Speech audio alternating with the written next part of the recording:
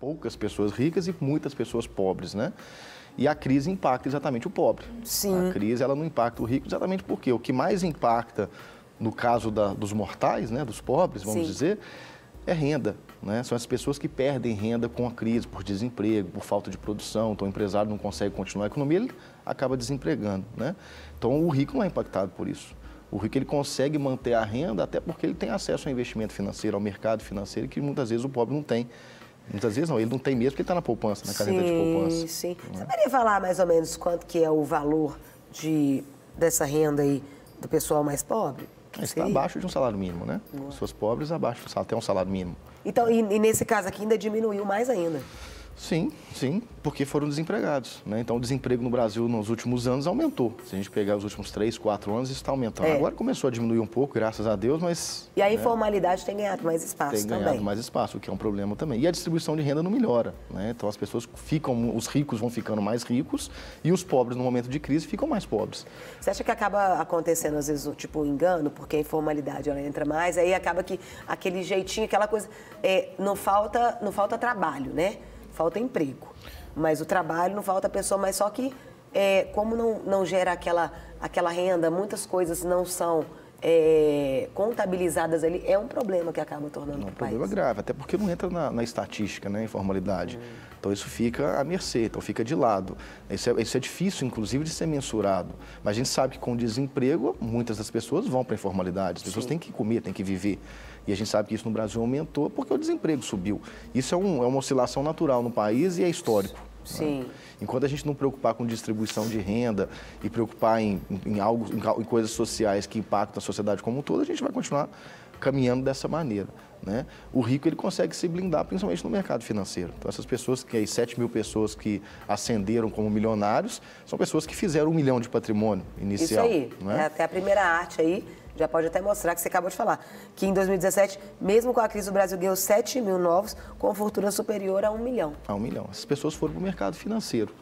Né? Mesmo com taxa de juros no Brasil caindo, o que dificulta a aplicação financeira em produtos que a gente conhece, que são normais para o brasileiro, as pessoas têm a possibilidade de aplicar em fundo, por exemplo, têm a possibilidade de aplicar em previdência privada aberta, que tem rentabilidades melhores, né? E fora do país, né?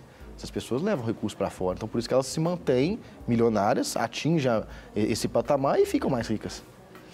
Então essa é a forma, através dessa maneira é que essas pessoas acabam tendo ali uma renda maior. Certamente, porque as pessoas geralmente são os que produzem, são os empresários. Certo. Né? E eles não estão investindo no país, que está em crise.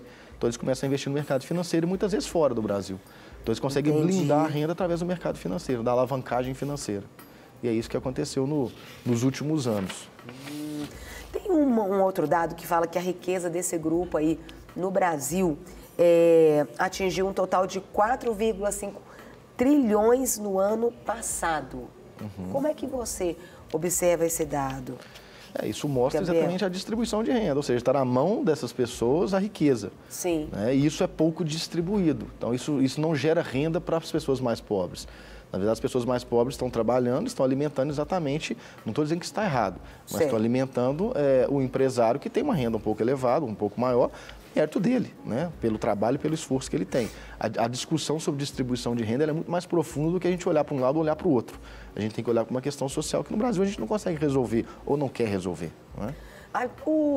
Aí às vezes as pessoas, né, e você pode fazer sua pergunta também, aqui está o WhatsApp, 31984029756. As pessoas elas estão assistindo, elas pensam assim, será que a gente pode fazer alguma coisa? Tem alguma coisa que o cidadão pode fazer?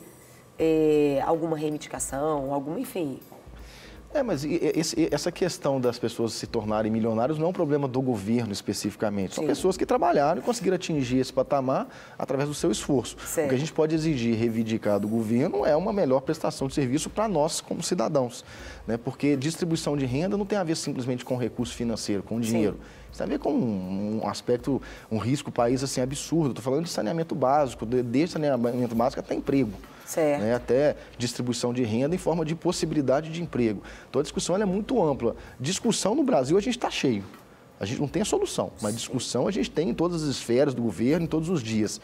Agora a solução é que a gente não encontra um governo que queira realmente pensar em investimento para a população. Isso a gente não viu até hoje no Brasil. Isso não existe na história do país. Por isso que é É na urna que a gente tem o maior poder de decisão. Exatamente, né? Esse é o momento. Escolher a pessoa certa, né? Porque perfeito não tem. Não tem. Mas pelo menos aqui pensa como você pensa. Exato, mas infelizmente a gente não vê isso em pesquisa, a gente vê que vão ser os mesmos, né? Infelizmente difícil, o brasileiro né? também não consegue mudar essa estatística.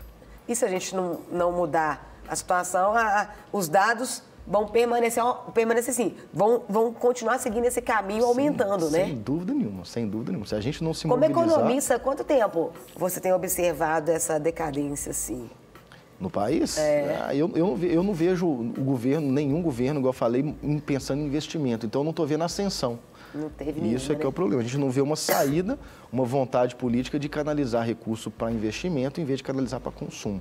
Consumo é algo que acaba com o tempo. Isso é curto prazo. A gente tem que pensar numa política hoje econômica, social, em todas as esferas do governo, para longo prazo. Infelizmente, a gente não vê isso no Brasil e não é desse governo atual. Isso são dos governos que a gente conhece, né? Não quer ficar um segundo por fora da nossa programação? Agora você pode nos acompanhar através das plataformas digitais. Não perca tempo. Acesse, curta e siga-nos. Fique por dentro de tudo o que acontece por aqui. Rede Super, inspirando você.